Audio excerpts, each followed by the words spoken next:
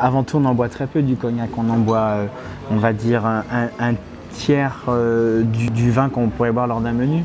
Donc on s'oriente vraiment sur l'aspect vraiment floral ou les goûts plus marqués sur le cognac. C'est ce qui nous aide et finalement, c'est pas si compliqué que ça.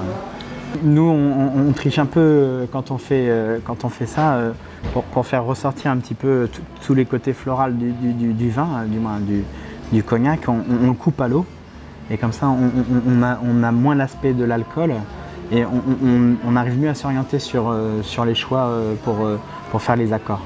Voilà, ça c'est la petite technique à apporter. Mais après, on le sert à l'état et ça fonctionne très bien.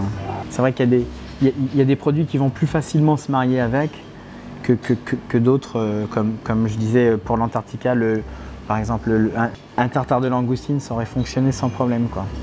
Avant tout, on a une grosse relation avec Julien, mon sommelier, et on fait plusieurs dégustations. On s'oriente souvent sur les côtés ou fruités ou plutôt verts ou plutôt légers sur le vin ou les cognacs. Pour cette fois-ci, c'était donc autour du cognac.